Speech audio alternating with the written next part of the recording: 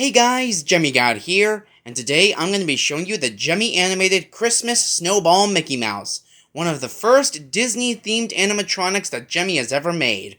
In my previous Disney-themed product review, I showed you the first Disney-themed air balloon that Gemmy has made. Now I'm showing you the first Disney-themed animatronic that they made. Obviously it's this. This is the 2003 model, and you can tell of that in a few ways.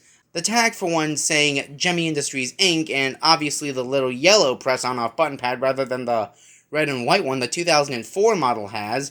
So yeah, clearly this was meant as an earlier model for sure.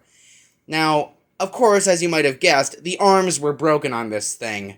The head and arms are two separate mechanisms put into one module, if that makes any sense. And I'm just going to come out and say it. Disassembling this guy was a complete pain in the ass, because there's, like, no easy way to take everything out. I mean, the head was easy, it was just held on by a zip tie. The arms are kind of latched on to the sockets, and there's, like, these wires that thankfully actually have a tied-in point, which I undid. The wires that go to the lights in the candy cane, so that wasn't really a problem. But getting the arms out was a pain. But the most difficult part of the whole thing was getting the module out completely to fix the arms, because, like, the holes for the top and bottom of the snowball are very narrow, and the module is too big to fit through either of those. So the only way I was going to be able to get the module out was by... originally there was, like, a ring around the bottom that had these screw holders to hold the base in place. I basically had to break that ring off into pieces just to get the module out. Now, honestly, I hated to do it, but it was the only way to get anything done. So, after going in there, I noticed that, the piece that moves this arm was yellowed and brittle, and pretty much was shattered into a million pieces beyond repair. This piece, on the other hand, was okay. It wasn't as bad. But the screw holders that hold the arm pieces in place to make the arms move had actually snapped off during the disassembly process. Now, don't blame me. This is my first time ever working on this type of animatronic, so of course, it's not going to be perfect by any means. But after finally getting into that module, I realized that the issue was not only a split 10-tooth gear, but a worn-out rubber belt, too, because I could hear a bit of a squeaking sound in the mechanism, and that meant that the rubber belt was, worn out as well as the split gear. So I replaced the gear and the belt, and it seems to work just fine, but after reassembling it, something got lodged in the mechanism, and knowing how tedious it is just to get into that module, I'm not going to go back in there, not now at least. But what I'm thinking of doing later on down the road is modifying the arm mechanism.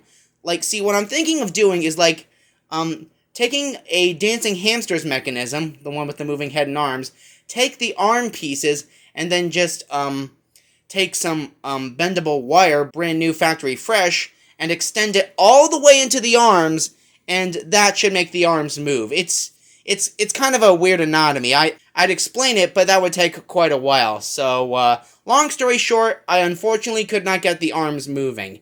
I mean, the gear and the belt are replaced, but they're jammed currently, and you'll see that when I get to demoing this guy in a few minutes. So yeah, I'm actually glad to have this version. I'm not a huge fan of the 2004 model, because the 2004 model, the coal buttons on the snowball are clear. And I know that they made a Winnie the Pooh and Tigger versions that sing Jingle Bells and Deck the Halls too. And I believe the lights in the candy cane are absent, so that's, I guess, another reason why I picked this version, because the lights, for once, aren't in the coal buttons, they're in the candy cane, which I think is better.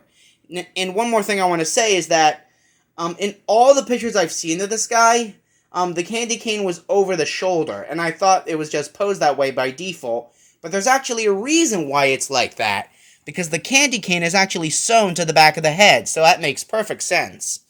Although, I'd imagine that back when this thing was fully working, that would actually make the arms, kind of make the arms struggle while the head moves in time with the arms.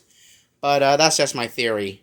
But anyways, the candy cane lights up and Mickey bobs his head back and forth while singing the classic Disney version of Deck the Halls, featuring Mickey Mouse and friends. So here he is in action.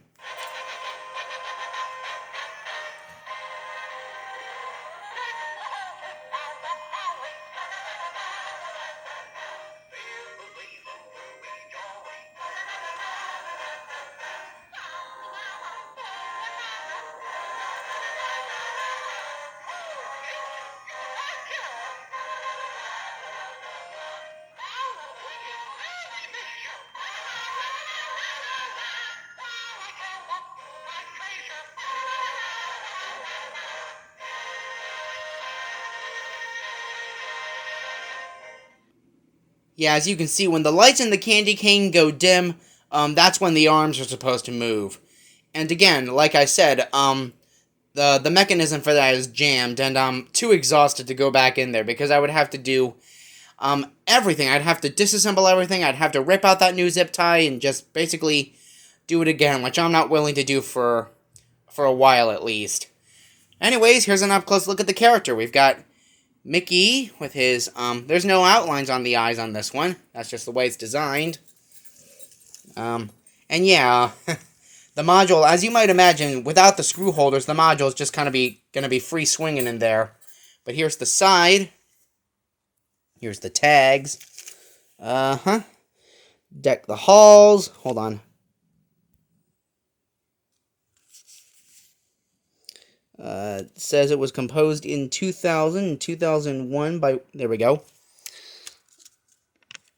Deck the Halls from 2000. 2001, Walt Disney Records. Gemmy Industries, Inc., Irving, Texas. Copyright Disney. Okay. And, you know... This disassembly procedure would be a lot easier if there were, not just screw holders on the base, but screw holders on the back of the snowball as well. But apparently, no, there's no screw holders anywhere but underneath the base. Which is actually, so yeah. I'd say this was a pretty terrible, not very well thought out design. I mean, visually it looks great, but when something breaks down the road, how are you supposed to access the mechanism without having to break anything just to get in there? You can't. Alright, here's the bottom now. As you can see, the module just kind of moves around freely in there, but it's nothing really alarming unless I took everything out again. I didn't take out the legs. Those are still in there.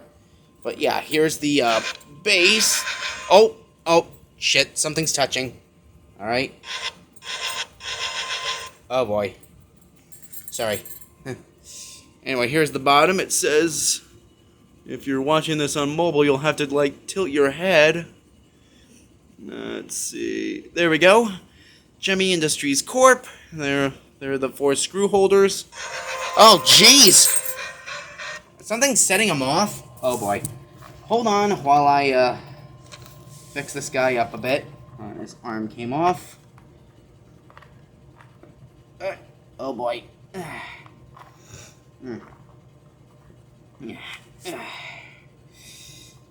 Okay, forget it. Alright, I guess we'll go ahead and show him a couple more times. I guess his button's getting really sensitive, but, yeah, let's go ahead and play him again.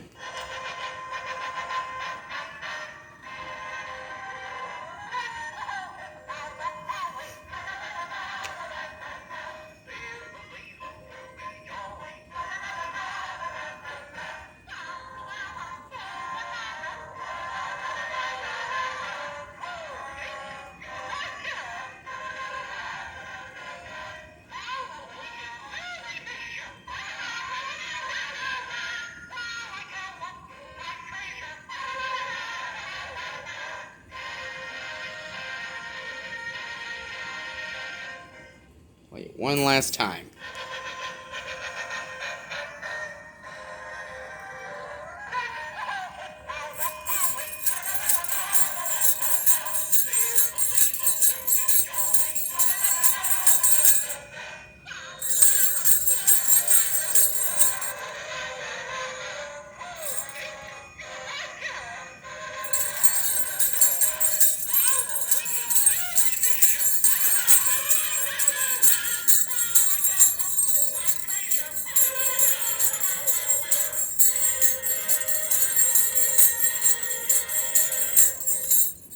And there you go, guys. That's the Gemmy animated Snowball Mickey Mouse. Yeah, this one's pretty defective. I'm not going to really consider getting one unless this one fries out beyond repair. So until then, I'm going to take very good care of this, and eventually, I'll probably go back in there and modify the arm moving so that it actually works properly again. But for now, what you see is what you get. Hope you enjoyed this video. Bye!